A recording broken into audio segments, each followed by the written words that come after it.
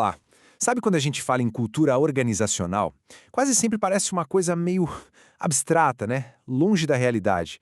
Mas a verdade é que cultura não é só um pôster bonito na parede. É algo que se constrói todo santo dia, em cada conversa, cada decisão. Então bora mergulhar nisso para a gente entender de vez como os hábitos de quem lidera são a base de tudo. Para começar, vamos pensar numa pergunta bem básica, mas fundamental.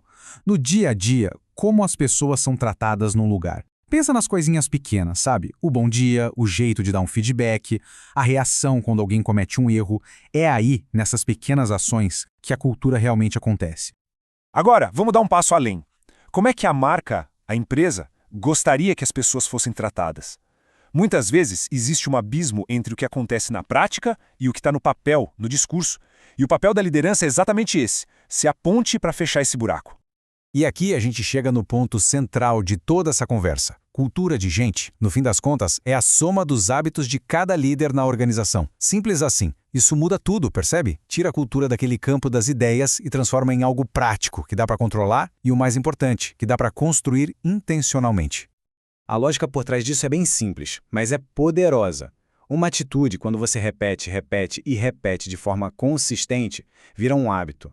E quando todos os líderes têm hábitos parecidos, bum, isso se solidifica e vira a cultura da empresa. É uma construção, tijolo por tijolo, todos os dias. E para isso não ficar só na teoria, vamos dar uma olhada em como essa ideia é aplicada na prática por algumas das empresas e líderes de maior sucesso no mundo. Vamos aprender com os grandes. O nosso primeiro exemplo é a Netflix, uma empresa que é famosa não só pelo streaming, mas pela sua cultura de alta performance, que foi assim, pensada nos mínimos detalhes. Eles não deixaram a cultura acontecer, eles a projetaram. E o que é mais legal aqui é ver como esses princípios viram hábitos do dia a dia. Incentivar a autonomia, compartilhar informação para todo mundo, ser super sincero, isso não brota do nada. Exige um esforço consciente, repetido, é quase um ritual de liderança. A história de evitar regras, por exemplo, só funciona porque existe por trás uma cultura de responsabilidade gigantesca. Agora, nosso segundo exemplo não é uma empresa, é uma pessoa. Richard Branson. Ele é a própria encarnação da liderança focada em gente, mostrando como o estilo de quem funda o negócio pode virar a cultura da organização inteira. Essa frase aqui resume a filosofia dele. O ponto-chave é o seguinte: um líder não precisa ser o melhor em tudo. Pelo contrário, o hábito de procurar e dar poder para talentos, que são até melhores que a própria liderança, é o que faz a empresa inteira crescer. É um baita hábito de humildade e de foco no coletivo. E esses hábitos aparecem de várias outras formas, né? Permitir que as pessoas errem cria um ambiente seguro para inovar. Agir de verdade sobre o que foi anotado mostra que a voz da equipe importa. Isso não é só um traço de personalidade dele. São práticas de liderança, consistentes, que constroem uma cultura de confiança, aprendizado e muita agilidade. Ok, a gente viu os exemplos, mas como podemos organizar isso de um jeito prático? Agora vamos para um framework, uma espécie de guia com os hábitos essenciais que qualquer líder pode cultivar para construir uma cultura de gente bem forte. Olha, essa tabela aqui é o coração do negócio. Cada um desses 8 pontos é um hábito para praticar. Por exemplo, integrar não é fugir de briga, sabe? É saber lidar com o conflito, tirar algo bom dali. Contratar muito bem quer dizer focar em quem está a fim de evoluir junto, quem está na mesma sintonia. Liderar pelo exemplo e dar autonomia são unha e carne. É inspirar com as próprias atitudes e, ao mesmo tempo, confiar na equipe para ela brilhar. E aprender com a equipe é aquele lembrete fundamental. As melhores ideias, muitas vezes, vêm de quem está lá na linha de frente. Isso aqui é um verdadeiro mapa para uma liderança que funciona e que é humana.